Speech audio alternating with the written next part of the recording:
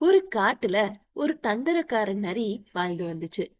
அந்த நரி சொந்தமா உணவு சேமிச்சு சாப்பிடாம காட்டு மிருகங்களுக்கு கிட்ட இருந்து திருடி தின்னுக்கிட்டே இருந்துச்சு.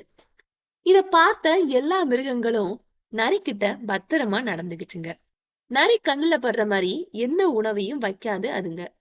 இருந்தாலும் அது பொல்லாத நரி இல்லையா?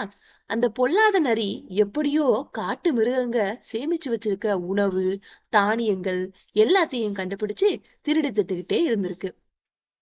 அப்பதான் ஒரு புத்திசாலி முயல் அந்த நரிய பாத்துச்சு. அடடா!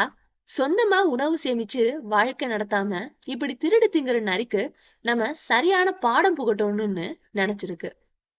உடனே காட்டு பகுதியில ஒரு நல்ல இடத்துல நான் விவசாயம் பார்க்க போறேன்னு எல்லா விலங்குகள்கிட்டயும் அந்த முயல் சொல்லிடுச்சு.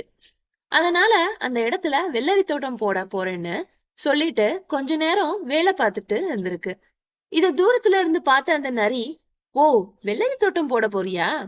அப்போ கொஞ்ச நாள் கழிச்சு நமக்கு சரியான தீனி இருக்குன்னு நினைச்சுக்கிட்டு தினமும் அங்க வந்து வெள்ளரி காய்ச்சிடுச்சான்னு பார்த்துக்கிட்டே இருந்திருக்கு அந்த நரி.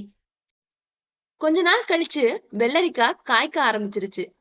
உடனே அங்க வந்து நரி வேக வேகமா வெள்ளரி தோட்டத்துக்குள்ள புகுந்து வெள்ளரி எல்லாத்தையும் பிச்சு பிச்சு திங்க ஆரம்பிச்சிருச்சு. எல்லாத்தையும் சாப்பிட்டு முடிச்சு நரி கொஞ்ச நேரம் அசதியா படுத்திருந்தது. அப்பதான் திடீர்னு நரிக்கு உடம்பு எல்லாம் அரிக்க ஆரம்பிச்சிருச்சு. கொஞ்ச நேரத்துல உடம்பு பூரா தடிப்பு தடிப்பா வந்து அங்கேயே விழுந்துடுச்சு அந்த நரி. அப்ப அங்க வந்து முயல் சொல்லிச்சான், நீ பெரிய திருட்டு பையன்னு எனக்கு தெரியும். அதனாலதான் ஒவ்வொரு வெள்ளரி செடிக்கு பக்கத்துலயும் ஒரு அரிப்பு செடிய நட்டு வச்சேன். வெள்ளரி பிடுங்குற அவசரத்துல நீ அந்த அரிப்பு செடியில உடம்ப தேய்ச்சதுனாலதான் உனக்கு இப்போ உடம்பு இப்படி ஆகிடுச்சு அப்படின்னு சொல்லிச்சான். அத கேட்ட எல்லா மிருகங்களும் அங்க வந்து நரிய பார்த்து சிரிச்சுதுங்க. தங்களோட உழைப்ப எல்லாம் திருடி தின்ன நரிக்கு சரியான தண்டனை தான் கிடைச்சிருக்கு அப்படின்னு சொல்லிட்டு அங்க இருந்து போயிடுச்சான்.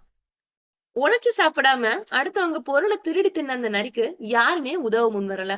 அப்பதான் இத்தனை நாளா தான் செஞ்ச தப்புக்கு எல்லாம் சரியான தண்டனை கிடைச்சதுன்னு நினைச்சு திருந்தி வாழ ஆரம்பிச்சது அந்த நரி.